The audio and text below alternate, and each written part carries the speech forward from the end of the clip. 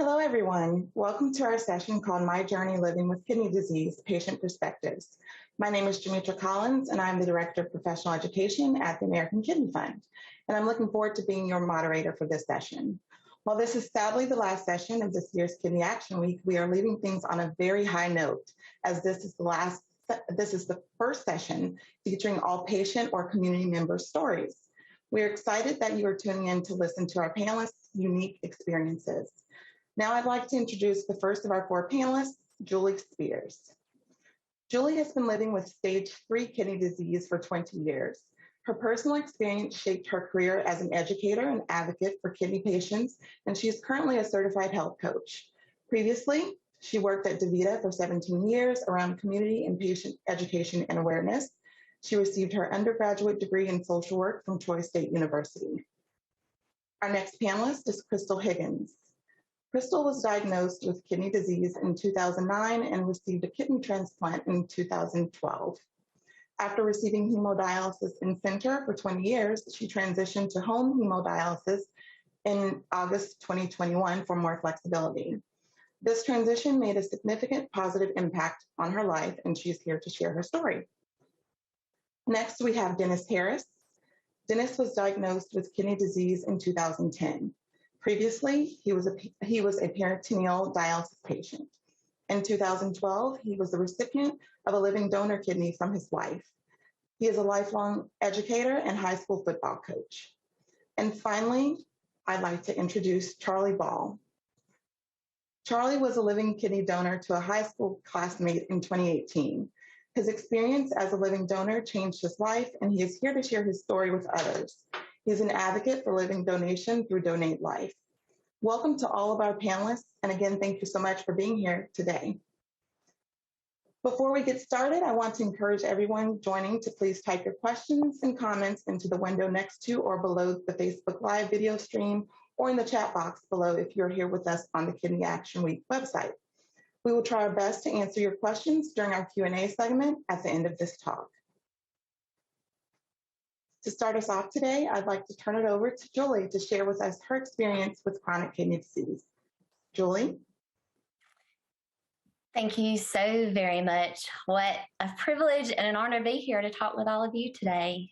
So when you hear the word kidney disease, it brings a little bit of anxiety right from the get-go. So I would just like to invite every one of you to let's just take a deep breath and just kind of ground ourselves to hearing and to learning everything that we can today. So it's a lot. For me, I've lived with kidney disease and been on this journey for 20-something years. In 2002 is when I found out that I would have to have a kidney removed. It was 8 years prior to that that I had endometriosis. And unfortunately, I had to have some surgery, and the urologist tapped the ureter with the tool when he was doing surgery, which caused my kidney to shut down. It took us about 8 years to figure out that had happened. So it was quite a rough diagnosis time frame. But we just kept pushing through, and eventually the other kidney that was working was like, hey, I was getting so big that it was pressing against my diaphragm, causing trouble to breathe, which is why the steroid shot were helping so much. Little did I know that the next year I would be starting work with one of the largest dialysis providers with insurance. And then it just wasn't enough. I wanted to know more about education, because at the time that I found out that I had kidney disease or had trouble with my kidney, the information that I was given was, hey, the worst that could happen is you'll go on dialysis. Well, I was in my 20s. It was my 10-year class reunion when I had my kidney removed. I had 2 babies. And so here I am in my 20s thinking I'm about to go on dialysis. And I think today what really breaks my heart is other people that are at stage 2, stage 3, and they live with fear that I'm going to be on dialysis, or my life is over, or how even am I going to be able to continue? And so I picked up on that. And when I started my career working in the dialysis field, it it became a passion to find any way and every way that I could to educate somebody about kidney disease. At the time, I was working with patients who were crashing. They were coming into the center. They knew that they had diabetes. They knew that they had had hypertension.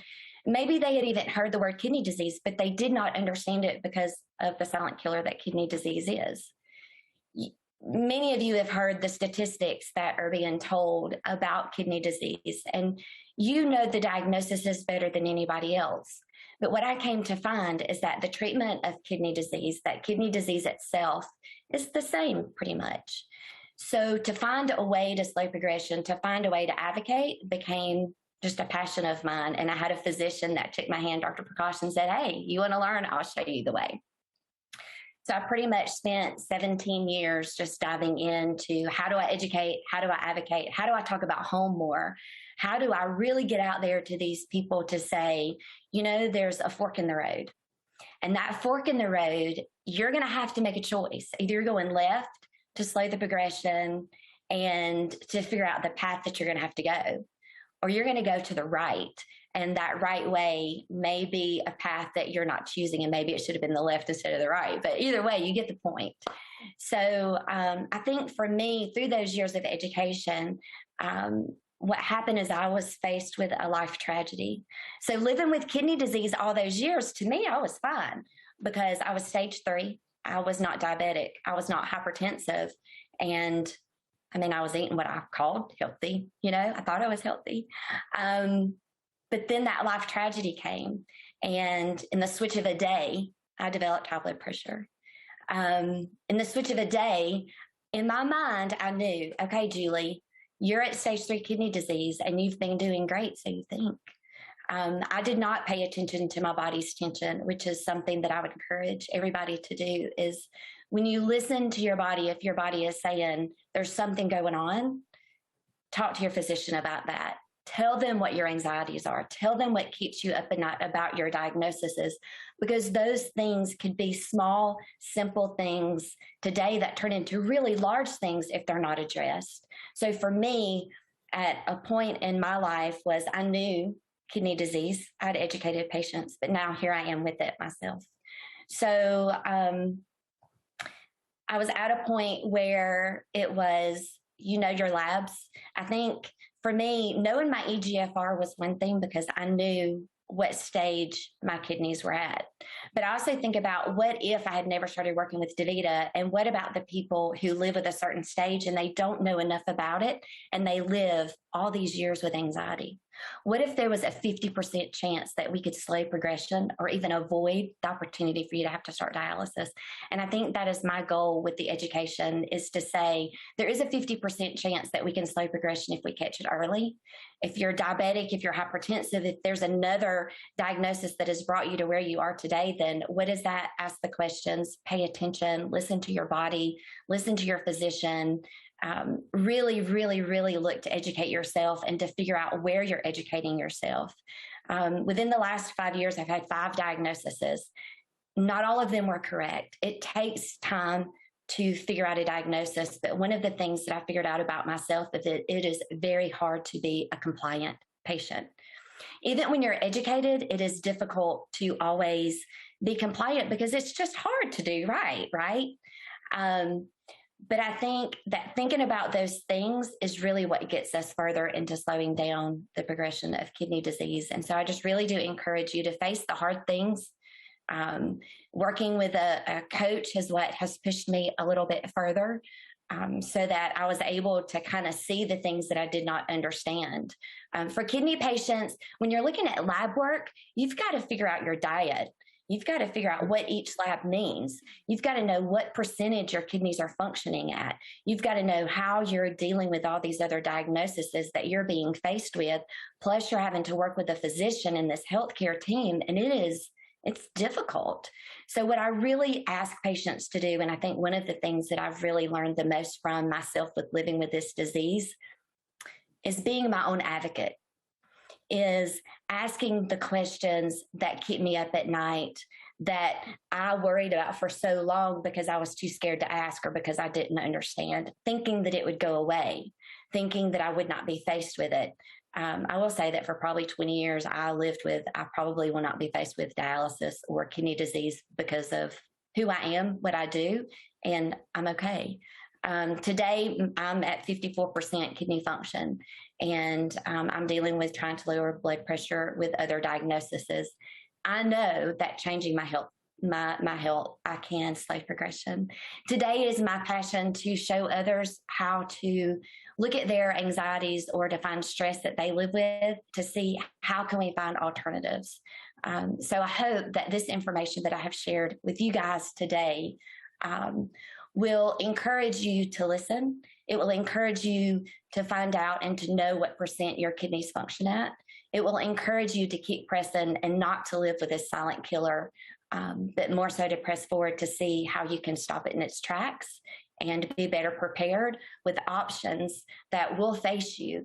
And my prayer, my hope is that when you are faced with options, is that you know about home, is that you know what home options is that you know what modalities you have a choice before somebody makes those choices for you. So the more you educate yourself, the more you know about kidney disease, the more you know about where you are today, the better you're going to be. I think one more thing that comes to mind is a lot of the people that I talk with, they would say, if I had only had the magic diet, if I had only known about the kidney diet. Kidney disease is not cookie cutter. There is not a magic diet. There is a specific diet that is made individually for you and what your labs look like. Take note of your labs. When you get them done, notice what they are and watch for when those values change, because to me, that is gold. Knowing your labs is gold. So I'll leave you with that. Thanks so much, Julie, for sharing your story. Such great information that you provided. We have some questions that have come in for you, and we will get to those in a moment. But first, a reminder, if you're just joining us, welcome to our session featuring stories of multiple kidney disease community members. As a reminder, we will have a Q&A at the end of our time today, but you don't have to wait until then to ask your questions. Please drop your comments or questions in the window next to or below the Facebook live stream or in the chat box below if you're here with us on the Kidney Action Week website. We will try our best to answer as many as possible. Now, Julie, a question for you. Everyone's story is so different, as you pointed out. It sounds like your career was greatly influenced by your personal experience. Do you find that it can be challenging to separate your personal experience with kidney disease from your professional experience? And how do you maintain a healthy balance? I do. And sometimes that healthy balance is a little challenging because when you do know about certain things, either I find that I press a little harder or I reserve back. What really got me to looking at myself was when I lost my child. And I think for me, looking at what the stress and anxiety was doing to me is I had to say, am I knowing what I know through working in the field, knowing what I know, knowing what the stress and anxiety has done to me personally, how do I want to continue on? And I felt like the stress that I was living with was killing my body, it was killing me, and it was causing more damage to my kidney.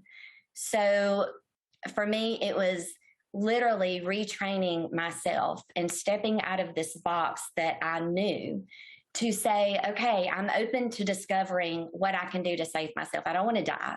I don't want to choose that turn where I'm living with regret or living in suffering or living in pain, wishing I shoulda, coulda. Rather, I knew that at that time I wanted to live a life where I could say, hey, I did slow down progression. I was working, or I do some consulting work, and one of the people that I was doing consulting work with, they were saying, 50% is exercise. You can really change your body with exercise. And for me, doing exercise is something I was like, oh, not me. I can't do it. I would always go to start, and then it was like I would just fail. I couldn't do it right. I didn't like it. It was hard. It didn't seem to work. And so one thing that I have figured out is forming habits can take a very long time. It took me 3 years to form a morning routine and to find an exercise that worked for me, that it didn't only just feel good, but it made a difference in how I was living my life. And I think once I realized and I allowed it to be imperfect, that I allowed myself to say, this is where you are. You are faced with these things going on, and I am going to make a difference in my life for me. And I decided to figure out what those healthcare choices are. That's when the decision was the breaking point between everything that I had learned in my career to what I knew personally, which is very difficult because to have a diagnosis or to have an illness, as many of you know, it's work. It's not easy. It takes time. It's an interruption. And so finding those things that can help to ease yourself, to ease anxiety, to ease stress, I think was the best thing that I could have ever done. And it's something that I never thought possible in the career world. In the career world, I gave everybody an hour of kidney education. There you go. The real life world, an hour of education is not enough. It takes years to form habits. It takes a support team to be able to push through some of these challenges, to be able to put your feet on the bed, to be able to get up. Being told that you have a stage does not have to always define you.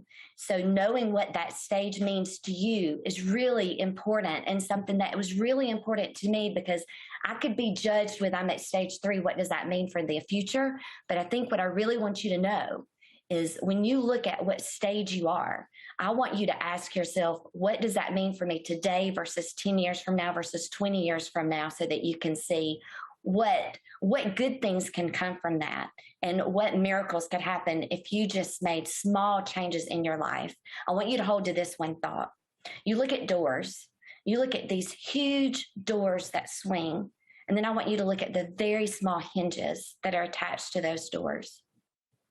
Very small changes that you make in your life can have huge impacts to slowing progression for kidney disease. So I encourage you to seek out and to find ways to do that. And if anything that I have said here today, because I'll tell you, I'm talking to a screen. I don't see people. I don't see the excitement. It really makes me think like I met somebody the other day, and they were saying that they were a first-time grandparent. And they didn't know if it was going to be a girl or a boy, because her daughter decided not to know the birth. And so she's like, I'm excited about it. I don't know what for. So I think for me sitting here today, I feel excitement. And I'm sure there's people out there, but I don't really know. I can't see anybody. So it would really be helpful to my heart if you share, throw a heart. I can't see it, but I will later. So throw a heart. Maybe follow me at juliespears.com and just ask me questions. I think the goal between the coaching is, how do we get you to where you need to be so that you can slow progression, so that you understand kidney disease, so that you understand your lab work, and so that you are not living a life walking around in unnecessary anxiety. Thanks so much, Julie. That's very helpful. Speaking of careers, our next panelist has been able to restart her career because of a change in her treatments. Now I'd like to welcome Crystal to share her experience. Crystal? Yes. Hello. Thank you, Demetria. You're welcome. My name is Crystal, and I was diagnosed with chronic kidney disease in 2009, and my kidney function decreased rapidly. My kidneys began to fail within about 6 months of my diagnosis, and I began in-center hemodialysis. And then 3 years after I started in-center hemodialysis, I received a kidney transplant that worked for about 5 years, causing me to resume in-center hemodialysis. And then in about August of 2021, I decided to give home hemodialysis a try. And I've been treating at home ever since. I was able to return to work 3 months after starting home hemodialysis, and it's given me some of my life back, so to speak. I was able to go to work. I'm able to travel. I'm able to spend more time with my friends and family, and I'm able to help care for my aging parents. So that's about my story. Great. Yeah. Thank you, Crystal. I know we have some questions for you, but first for our audience, if you're just joining us for this last Kidney Action Week session, welcome to our session featuring stories of multiple kidney disease community members. As a reminder, we will have a Q&A at the end of our time today, but you don't have to wait until then to ask your questions.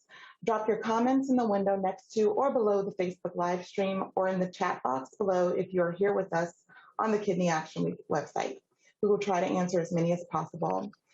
So Crystal, can you tell us a little bit more about your transition from in-center to home hemodialysis and what were some of the changes you noticed? With in-center hemodialysis, I had to adjust to the center schedule. I was given a Tuesday, Thursday, Saturday schedule that really didn't fit into my lifestyle that well. And with the home hemodialysis, I'm able to choose 4 days within a 7-day period that worked for me. And I felt I had more energy. I had fewer dietary restrictions. And I just felt better overall. I really noticed an almost immediate change once I started the home hemodialysis versus in-center. So were there any fears that you had to overcome as you made that transition? I had a fear of self-cannulation, and I still struggle with it a little bit, but it's gotten better. I didn't like the thought of sticking a needle in my own arm. And that's something I had to learn to work out in therapy also. I realized that I really hadn't looked at my arm for the whole time almost that I'd had an AV fistula. I just would turn my head whenever a nurse or whenever a nurse would cannulate my arm, I wouldn't look. So I had to get over that, but I'm struggling daily to overcome it, and I'm doing better. Well, that's great to hear. And it sounds like you had some support. You mentioned therapy. Did you also have support from your any nurses or physicians as you worked toward overcoming that fear? Absolutely. My home hemodialysis, Nikki, at Fresenius in Memphis, Tennessee, is an angel on earth. She's really wonderful. And I know that I call her all the time, and she probably gets annoyed, but she never lets me know that. And she's very supportive, and she's always available. And all of the nurses at my dialysis center have been great and wonderful. Well, that's great. I'm sure that makes a big difference. Thank you so much, Crystal, for sharing that with us. It's so valuable hearing from someone firsthand about the benefits of home hemodialysis. Our next speaker also has experience doing his dialysis at home. Dennis, would you tell us more about your kidney disease journey? Oh, yes. Welcome. I'm glad to be here. Thanks to everyone for just being here listening, and hopefully I can give you something today that you could take back with you that can make your life a little bit better. So for me, I'm a Virginia native, and I was a type 1 diabetic at a very young age. So the things that come along with being a type 1 diabetic as a young adult, I had all of them. But I was still able to be as normal as possible. And I was an athlete. I ended up going to college, and I played college football and became a teacher. And through my years of teaching and coaching, my disease started to progress a little bit. And I found out in 2010 that I had end-stage renal disease, which was a total shock for me. And I was told that I would have to go on dialysis and my life would be changing immediately. At that time, I began to do research on the different types of dialysis and things that I would have to do. I knew eventually that I would need a transplant. And it was just a lot of things going on at that time with me. For myself, as a high school head football coach and a teacher, I had a lot of things on my plate. So at that time, it was almost impossible for me to try to do hemodialysis for 3 or 4 days a week. It just would not fit with my schedule. So for me, with the flexibility, I chose to do peritoneal dialysis. And in that way, I could do my exchanges at home. I was actually able to do my exchanges at school, we had what they call a wellness center in my school. So I had my own room in there, and I would have to map out when I did them manually every 4 to 6 hours. I would, potentially wake up at 4 in the morning, do an exchange, knowing that by 10, when I get to school, I might have had a planning period at 9 o'clock, and I had to kind of frame everything around that. Also with football practice, I had to frame everything around that. So there were so many different things that I had to get acclimated to for being on peritoneal dialysis, but it was the flexibility for me that helped. And when I went, I knew that I had to get a transplant. So when my wife and I went to all of the sessions together, just to get as much information as possible, she decided that she would become a donor for me. And if she was a match, then she would be my living donor. But if she wasn't a match, we explored the paired exchange, which at that time I assume was fairly new, roughly 10 years ago. But I knew that once she was approved, at least I knew I could have a kidney. Whether she would be able to give me the kidney or not, we didn't know yet. But with the paired exchange, which is the way we were going to try to go, we knew that myself could get a kidney and someone else out there who had a living donor could also get one. So as time went by, even though I was on the dialysis and the peritoneal was flexible for me, once she found out that she was a match for me, it was like an absolute amazing day. Even though I knew that she was going to be a match, we still had to wait a few months to go through the wide range of different tests that you would have to do to make sure that everything is okay with myself first. But we were able to get through all of the tests, and just the excitement of knowing that my wife was able to give me a kidney was like an amazing thing. So in 2012, July 11th, I was able to get my kidney. So I'm coming up on a 10-year anniversary, which is another just amazing milestone. And just the way that my life has changed over the last 10 years is absolutely incredible. So after getting that, again, I knew a lot about kidney disease because my uncle actually had a kidney transplant, and diabetes runs in my family everywhere. So that I knew a lot of the things that would come from being a type 1 diabetic would potentially happen to me. So seeing him go through his kidney transplant, it really enlightened me on some of the things that could potentially happen and how to do it. And my cousin his son was actually his donor. So in my family, I've had people that have been able to donate. After getting my kidney transplant, my doctor basically said, you would be an amazing candidate for a pancreas. As a type 1 diabetic, a lot of times people don't really even talk about getting a pancreas transplant.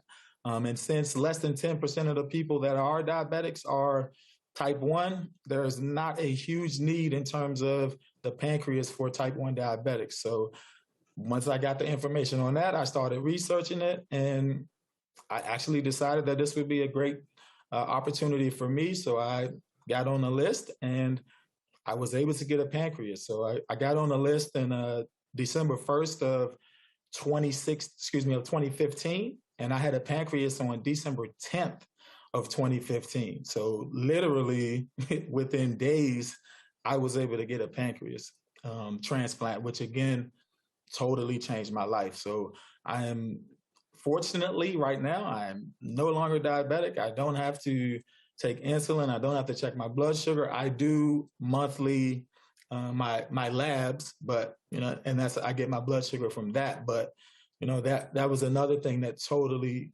changed my life. And, for people who are going through certain things, if you're on dialysis, just always understand that there is help. There are options. There are things that you can do to live as normal a life as humanly possible.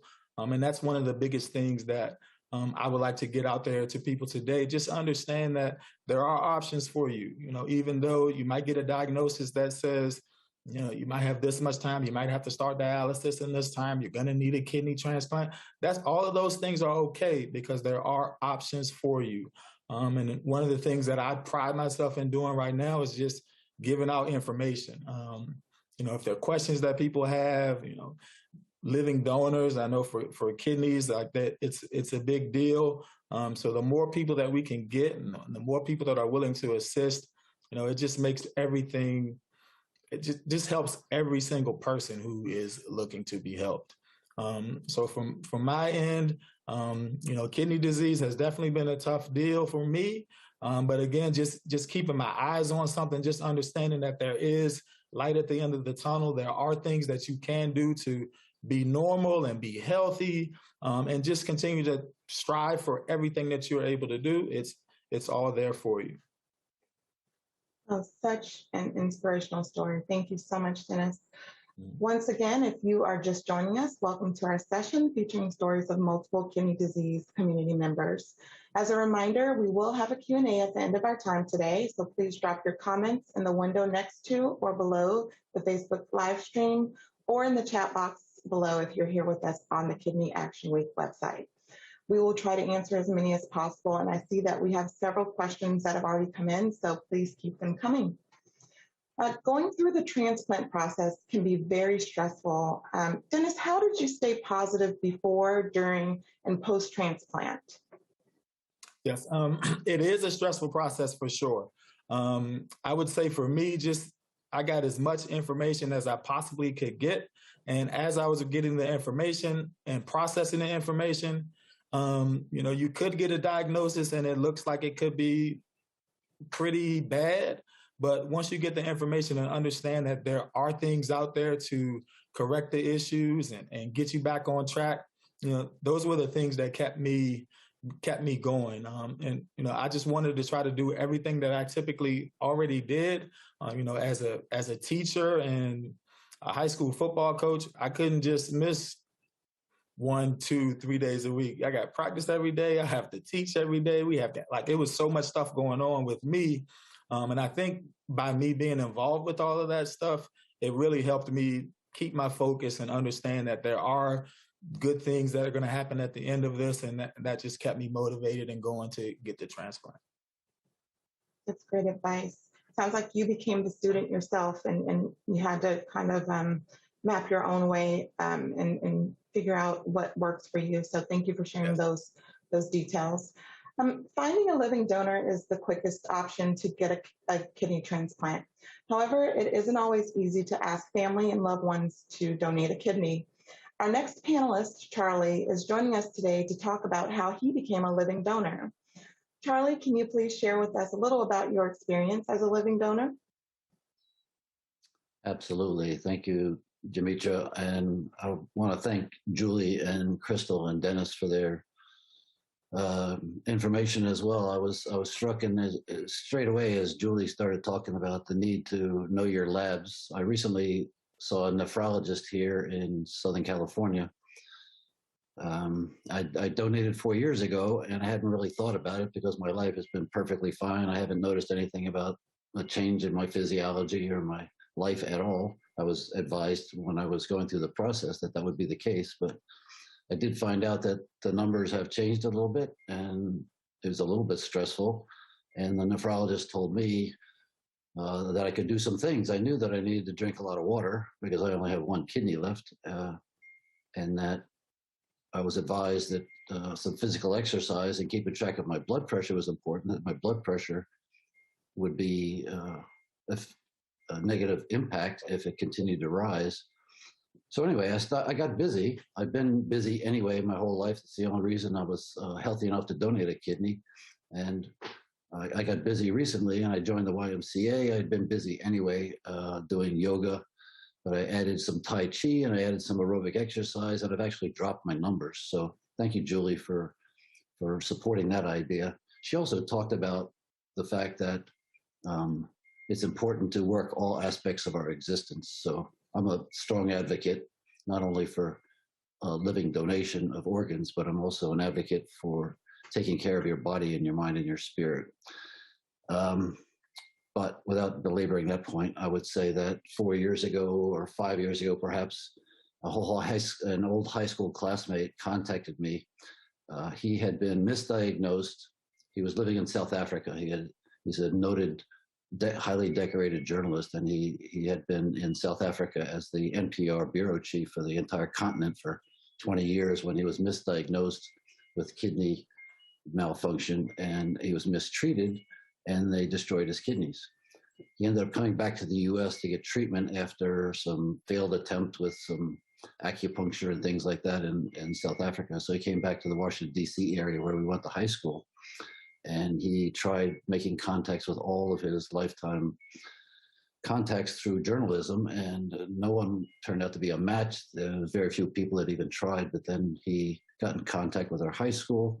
He got an email distribution list. I happened to be on that list.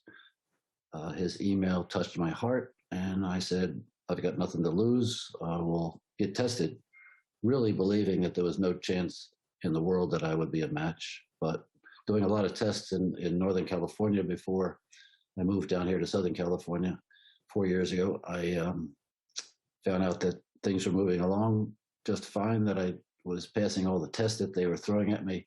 I ended up having to go to Washington, D.C. for some final cross match, which worked out perfectly for he and I both, because 4 years ago I was able to donate a kidney to a guy that I barely knew from 50 years ago that we went to high school together. It was an amazing, truly wonderful journey, and I highly recommend anybody who's considering organ donation. At the very least, you got to have that little notice on your driver's license that you're willing to donate in the event of your unfortunate demise. But there's really no reason, in my experience, to look at organ donation as a living donor as an impossibility. I literally know another friend who's already donated a kidney as well as a lobe of his liver, and he is a true hero to me. To me, from my experience, it was just something that showed up.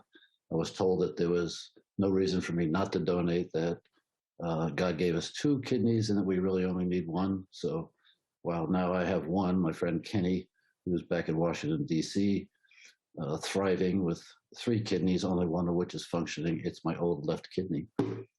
That's my story, and I'm sticking to it. Thanks, Charlie. That's quite incredible. Living donors give an incredible gift, yet it can be hard for someone in need of a kidney to request a living donation. Charlie, do you have any advice to share with someone looking for a living donor? Absolutely. Just reach in every possible dark corner that you can imagine. If you need any help from me directly, I would direct you to my recipient, Kenny Walker in Washington, D.C. He wrote an incredible letter that touched my heart, and immediately I responded and said, okay, I'll do it. So it just got to be willing. There's no reason not to ask for a living donor. The worst case, they say no, or they don't match. Whatever is in God's mind is in God's mind, and there's no reason not to reach out. Thanks so much, Charlie. I'm sure the audience will have follow-up questions for you about your experience. Before we get started with the Q&A section of this talk, I'd like to share some resources that are related to some of the topics that came up today. These will also be available in the chat, and we will get started with our Q&A segment. We have a few questions that came in for all of you. I think we will start with a question for you, Dennis. Were you ever told what caused your kidney disease?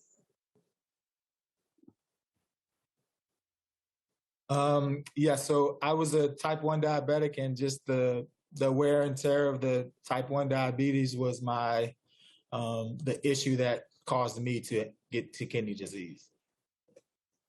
Thank you. This is actually for, let's see, for,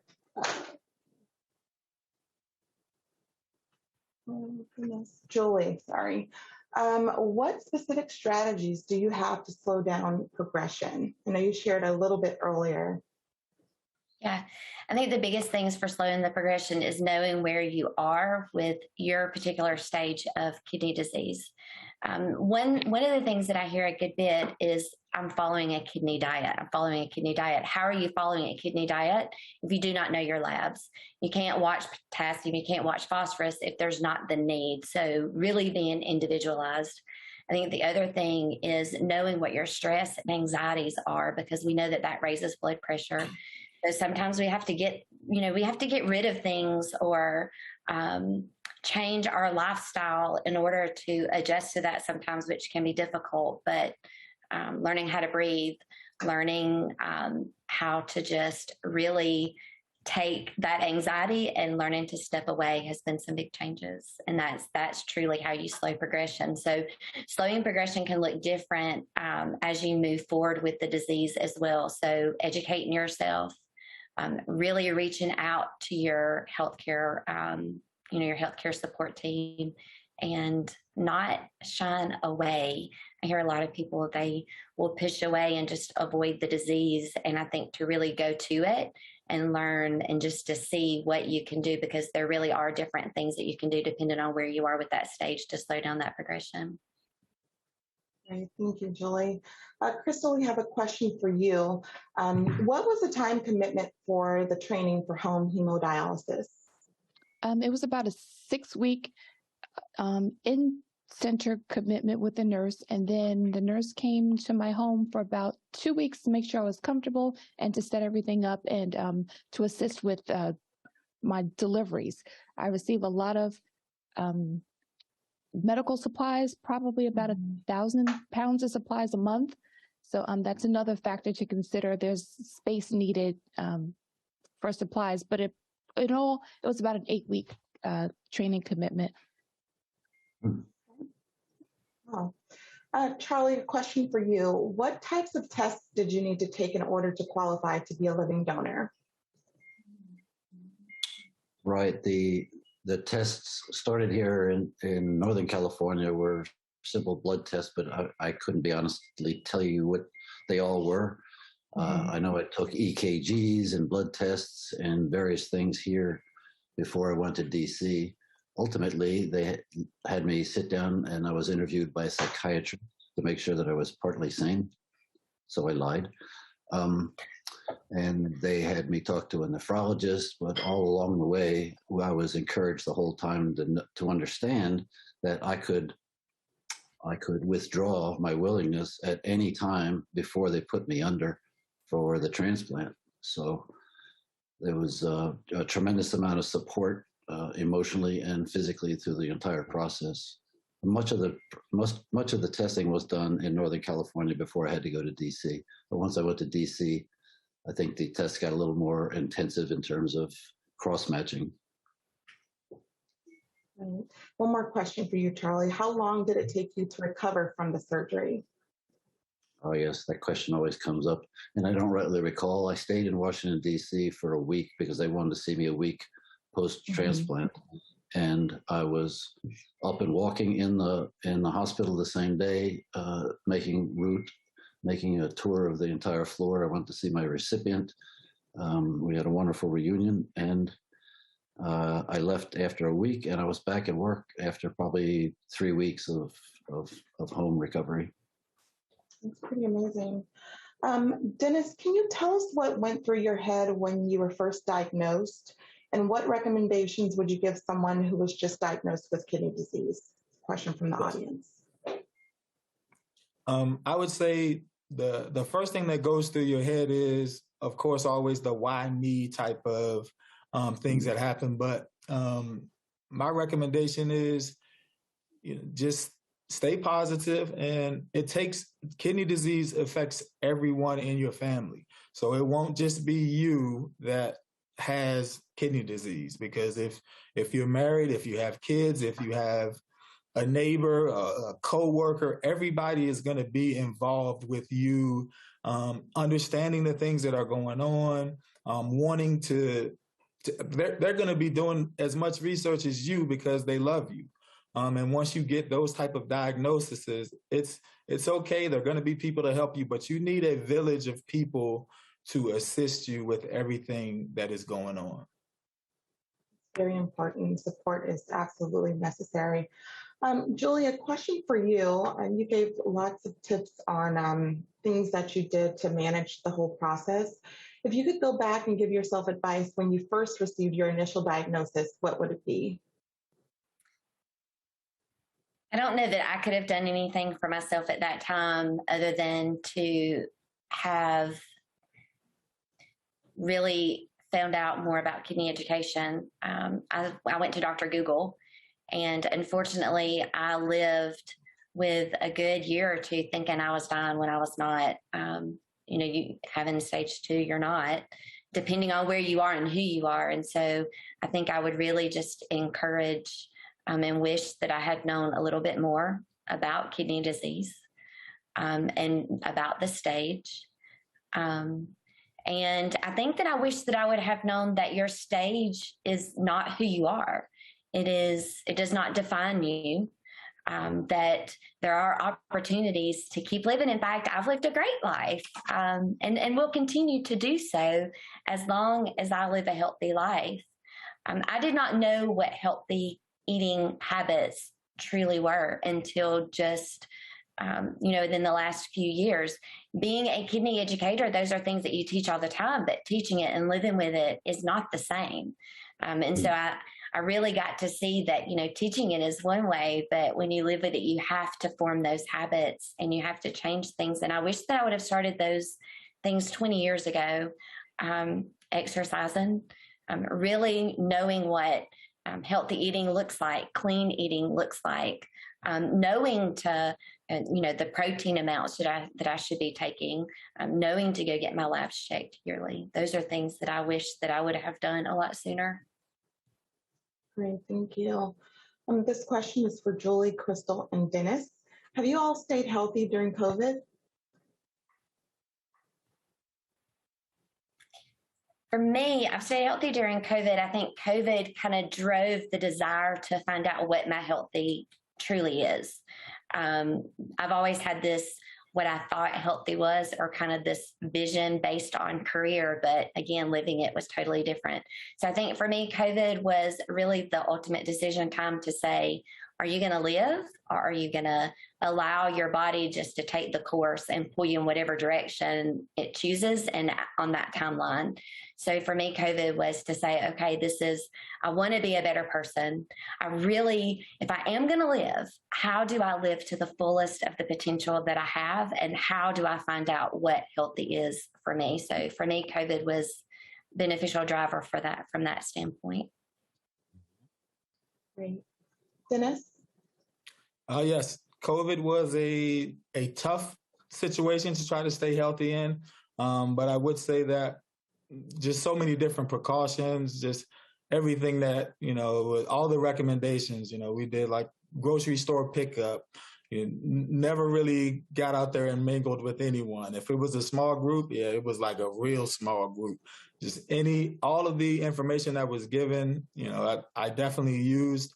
One of the things that was tricky for me was with all of the COVID shots that we got. I mean, you still didn't really get any antibodies for me as a post-transplant person, which I thought was outrageous. But I mean, the majority of the people who had a transplant and that are on all of the anti-rejection drugs and everything, you don't get much of the coverage that everybody else gets. So that was another tricky situation as well. Thanks. And Crystal, did you want to answer? Sure. I felt that home hemodialysis was somewhat of a healthier option for me during COVID. I didn't have to go in center, and I felt I wouldn't have to be around as many people that may potentially be ill. So I try to stay home as much as possible and have medicine and food delivered to my home and just not be around so many people to the best of my ability.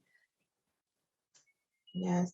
So a question for all of you, actually. What made you interested in speaking at an event like this? And how important is advocacy for you and your kidney disease journey?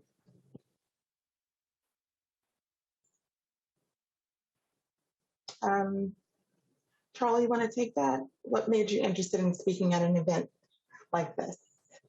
Well, since transplant and I joined up with the Donate Life organization to be an ambassador, and so I had the pleasure of, I didn't want to be the first one to speak because to me, the people who have received organs are more important to answer this question, but I had the pleasure of speaking with a lot of people who had multiple transplants, hearts, along with kidneys at the same time, multiple donors and so forth. And the stories are just incredible.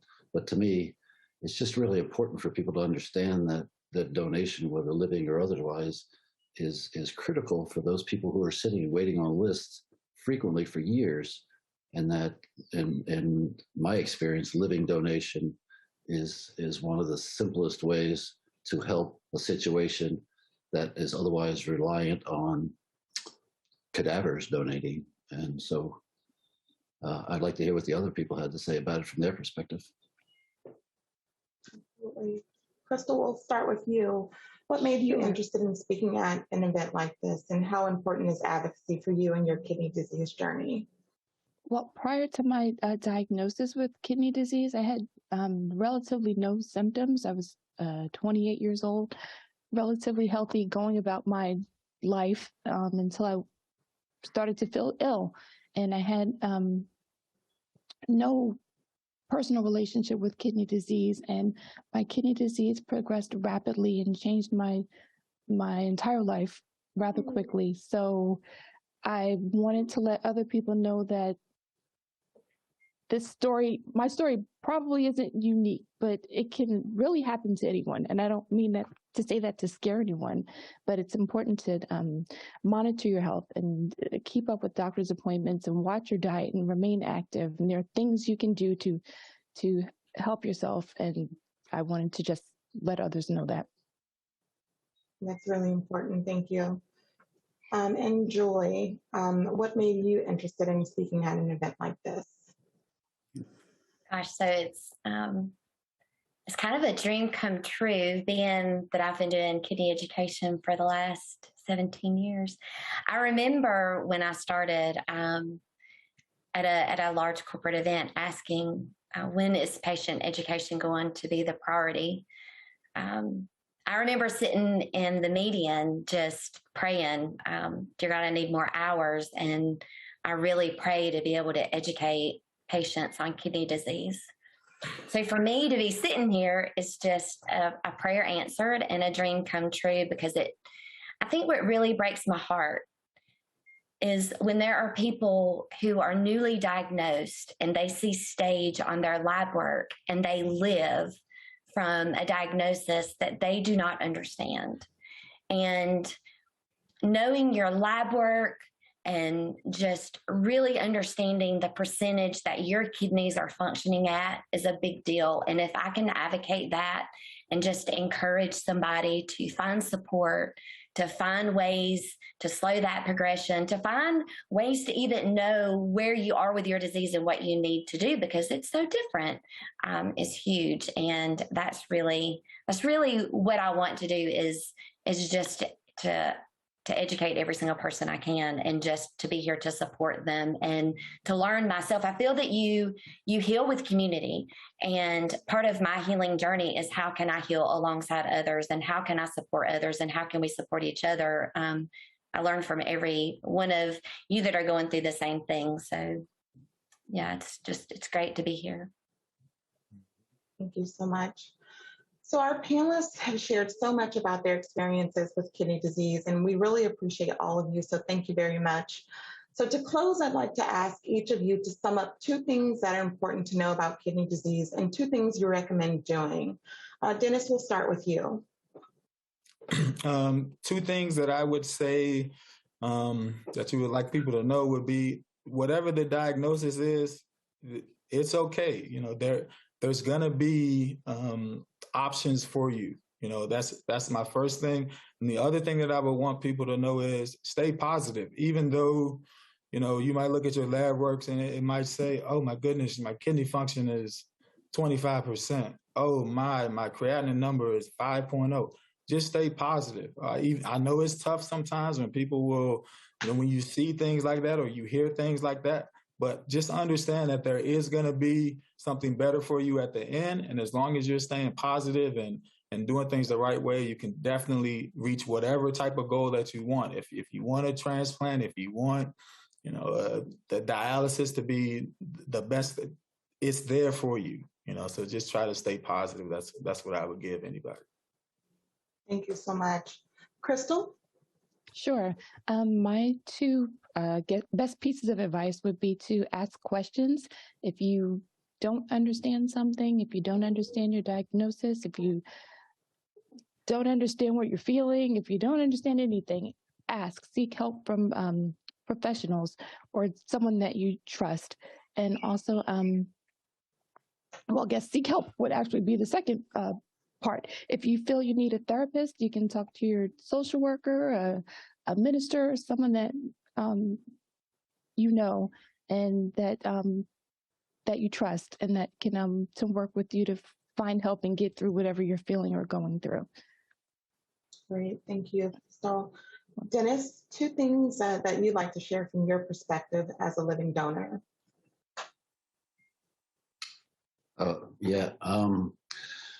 Well, again, to your point, your question came up about asking for help. It's critical that people ask for help for a living donor, because it's your best chance of a positive outcome physically, medically, is with a living donor, because they go through such strenuous testing to make sure that you're matched and that the results will be fantastic for you. But the point is well made that you need to check out different options, because I know from my recipient's perspective, he got really bad advice from the wrong people in South Africa. So if you have the opportunity to get a second opinion, I would strongly encourage people to get a second opinion and have their lab work checked out by somebody else, and continue to, as everybody else was saying, Dennis and Crystal, stay positive, keep your faith. There's a reason we're here. There's a reason God gave me 2 kidneys so I could donate one. So that's my perspective. Thank you. And Julie, we'll leave it with you with 2 things that you'd like to share.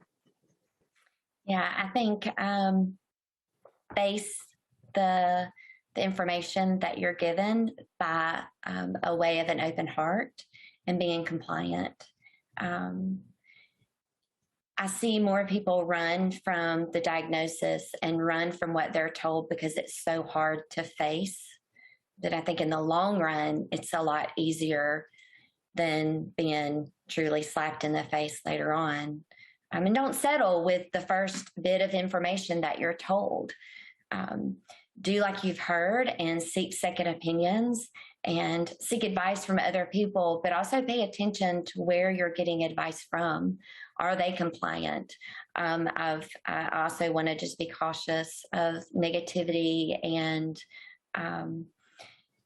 just really paying attention to your attention. If you listen to yourself, your body will guide you a lot of times. So pay attention to that attention, listen to yourself. Thank you so much. Julie, Crystal, Dennis, and Charlie, thank you again for spending this time with us today and sharing your kidney disease experience. Hearing your individual stories is so powerful and motivating. Hopefully the variety of experiences that were highlighted today shows that everyone with kidney disease has different choices and different paths. While you all are living with the same disease, your journeys are all unique. Thanks to everyone for tuning in today. We hope this was informative and you have had a chance to ask your questions. Once we conclude this session, you will see a poll for a quick survey pop up. Please take a minute to fill it out and tell us how we did in the session. Additionally, you will be receiving an email after the session with a link to another survey. Please take a few minutes to fill it out and tell us how we did. Your feedback will be very useful as we plan next year's Kidney Action Week. If you aren't already, follow us on Facebook or send us an email through kidneyfund.org, and you'll be the first to know about other resources like this. While this sadly concludes this year's Kidney Action Week, we'll be back before you know it. Our 2023 Kidney Action Week will be held March 20th through 24th, and if you'd like to be one of the stories featured next year, you can apply to be a speaker. Our proposal system will open later this summer, and you'll be able to find a link right here at kidneyactionweek.org. Please stay tuned for the closing remarks from LeVar and Burton starting shortly. Thanks, everyone, and have a great day.